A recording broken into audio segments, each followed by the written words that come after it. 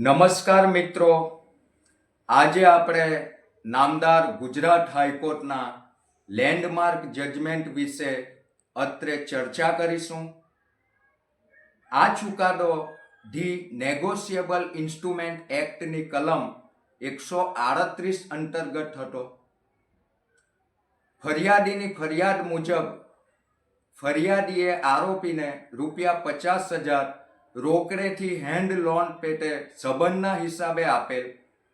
આના બદલામાં આરોપીએ ચેક આપેલ. આ ચેક ફરિયાદી દ્વારા પોતાની બેંકમાં રજૂ કરતા આરોપીના ખાતામાં અપૂરતા નાણાં ભંડોળને કારણે ચેક વણચૂકવ્યો બાઉન્સ થયેલ, જેથી ફરિયાદીએ તેના વકીલ દ્વારા આરોપીને ચૂકવવામાં ન આવેલ ચેકની રકમની માંગણી કરતી ડિમાન્ડ નોટિસ પાઠવેલ. તેમ છતાં આરોપીએ નોટિસમાં જણાવ્યા પ્રમાણેનું વર્તન ન કરતા છેવટે ફરિયાદીએ આરોપી વિરુદ્ધ ધી નેગોશિયેબલ ઇન્સ્ટ્રુમેન્ટ એક્ટની કલમ 138 પ્રમાણેની ફરિયાદ દાખલ કરેલ.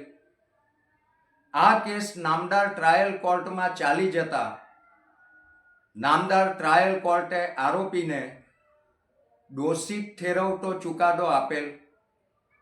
આ હુકમ વિરુદ્ધ આરોપીએ મહેરબાન મહેસાણાના એડિશનલ સેશન્સ જજ સાહેબશ્રીની કોર્ટમાં અપીલ દાખલ કરેલ, જેમાં મહેરબાન મહેસાણાના એડિશનલ સેશન્સ જજ સાહેબશ્રીની કોર્ટે પુરાવાનું યોગ્ય રીતે મૂલ્યાંકન કરી નામદાર ટ્રાયલ કોર્ટનો દોષિત ઠેરવતો ચુકાદો રદ કરેલ અને આ કામેથી આરોપીને નિર્દોષ ઠરાવી છોડી મૂકવાનો હુકમ ફરમાવેલ.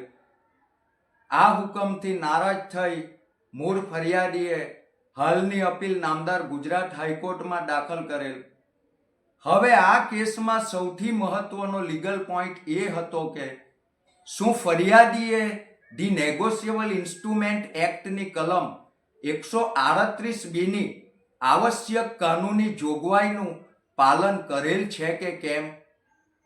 આ પ્રશ્નના સંદર્ભમાં આ કામે ફરિયાદીએ આરોપીને રજિસ્ટર પોસ્ટ એડીથી ડિમાન્ડ નોટિસ મોકલાવેલ.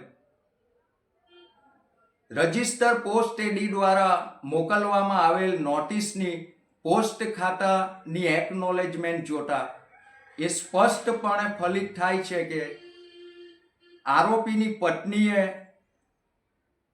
ડિમાન્ડ નોટિસનો સ્વીકાર કરેલ છે. એટલે નોટિસ આરોપીને મળેલ નથી, પરંતુ ફરિયાદી દ્વારા રજિસ્ટર પોસ્ટ એડીથી મોકલવામાં આવેલ ડિમાન્ડ નોટિસનો સ્વીકાર આરોપીની પત્નીએ કરેલ છે.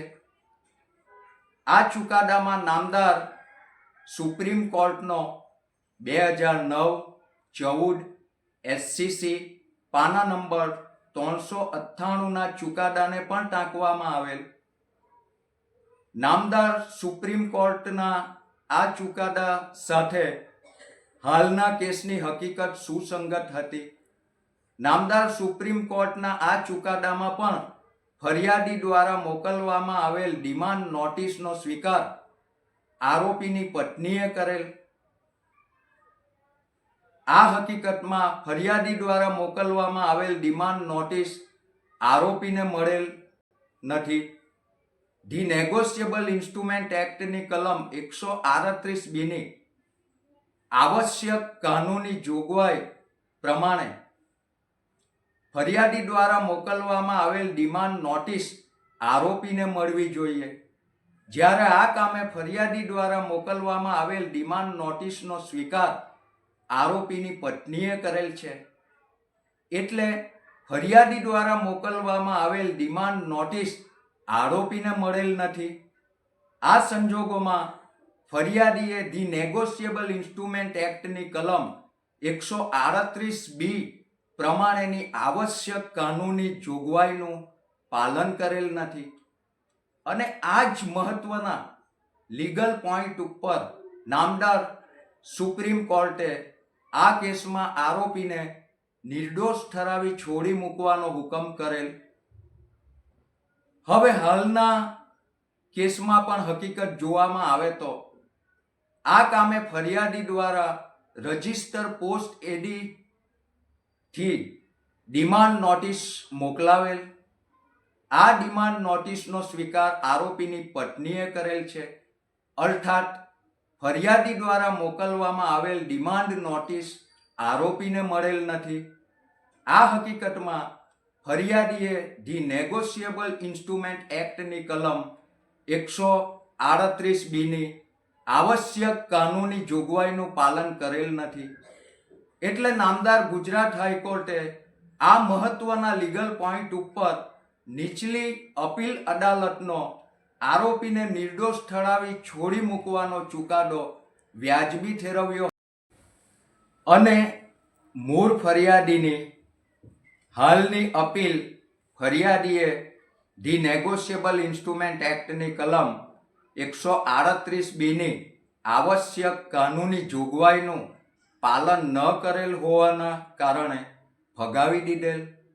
એટલે મિત્રો, જ્યારે ફરિયાદી દ્વારા ડિમાન્ડ નોટિસ મોકલવામાં આવેલ હોય અને આ ડિમાન્ડ નોટિસનો સ્વીકાર આરોપીની પત્ની કે ઘરના સભ્યોએ કરેલ હોવાનું અને આરોપીને કોઈ ડિમાન્ડ નોટિસ ન મળેલ હોવાથી નોટિસની કોઈ જાણકારી ન હતી એવી હકીકત પુરવાર થાય ત્યારે તેવા સંજોગોમાં ફરિયાદીએ ધી નેગોશિયેબલ ઇન્સ્ટ્રુમેન્ટ એક્ટની કલમ 138 ની આવશ્યક કાનૂની જોગવાઈનું પાલન કરેલ નથી અને આ મહત્વના લીગલ પોઈન્ટ ઉપર આરોપી નામદાર સુપ્રીમ કોર્ટ અને નામદાર ગુજરાત હાઈકોર્ટના આ માર્ગદર્શક ચુકાદાના આધારે નિર્દોષ છૂટવા હકદાર હોવાનું જણાય આવે છે.